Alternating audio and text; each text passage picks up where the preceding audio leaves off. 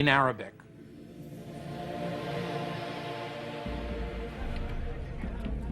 After almost 100 years of broken treaties and sporadic fighting, the Muslims reached a turning point in their struggles against the Crusaders. It came in the person of one of Islam's most celebrated figures. His name was Saladin, but the West would remember him and come to revere him as Saladin. There is certainly one thing that we must recognize about Saladin, and that is that he was successful where many others of his faith and of his part of the world had not been. That he possessed one unusual feature, in addition to his intelligence and his robust physical strength. He certainly seems to have been a great inspirer of his military followers.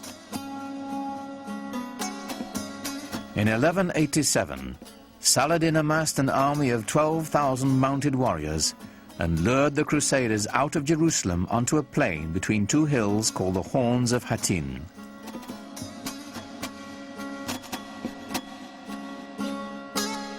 On the evening of July 3rd, after a long march, the Crusaders camped on a barren hillside. There was nothing but a waterless terrain. And we're talking about July, we're talking about the Middle East, we're talking about incredible heat and no water. As dawn approached, Saladin's men set fire to the tall grass, and a strong wind carried the flames into the Christian encampment. And very soon they found themselves surrounded, as in the Muslim tactic, by their enemy. And panic set in.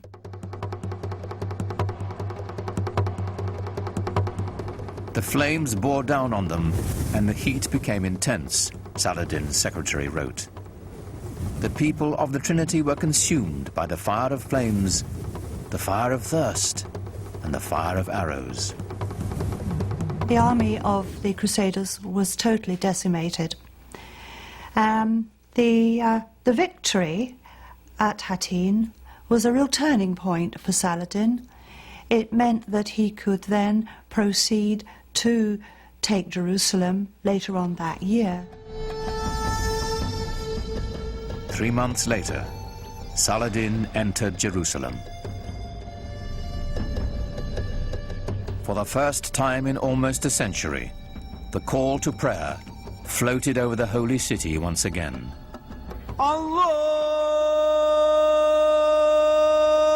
Akbar.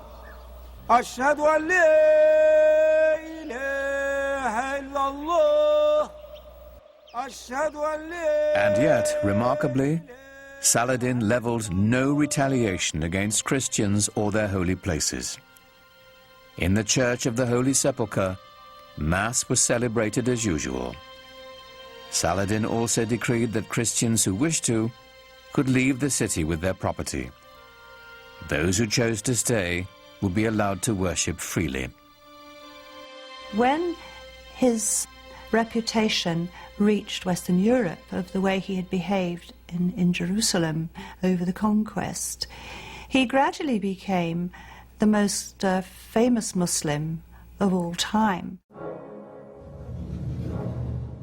Saladin's victory did not put an end to Western aspirations in the Near East. Other crusades would follow, though, as with the first, they would hardly have an impact on the larger Islamic culture. The Crusaders would eventually be driven from their citadels along the coast and return to Europe. Their only lasting legacy, a few abandoned castles. But the returning Crusaders found themselves changed by their contact with Islamic culture. The long-term impact on European life would be profound. They were just amazed by the material culture that they found there. I mean, the quality of the merchandise, the quality of the goods was far better than anything they could find at home, and they brought it home with them. They came back, for example, with a taste for highly spiced food. They imported pepper and cinnamon and other Oriental spices because their taste buds had been whetted by a different cuisine. We know that they found out the delights of using soap when they were in the Middle East, and it would appear that that caught on back in Europe.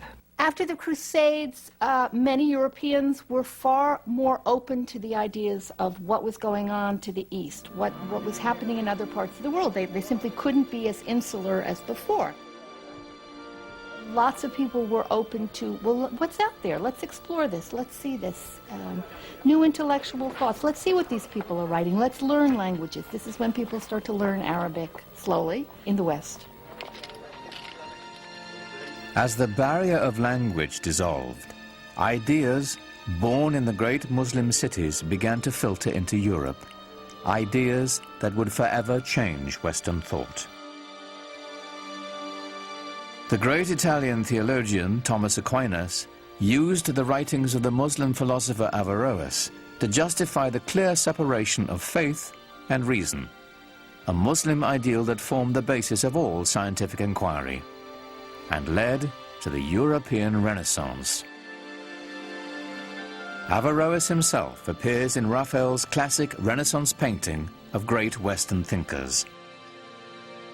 Here, alongside Plato and Aristotle, stands a vivid reminder of the debt the world owes Islam. The scope of Islamic civilization has now reached levels which certainly were not accomplished by any other civilization, known civilization of the world. It actually unified parts of our globe in ways that had not been witnessed before. But this golden age of Islam was not to last.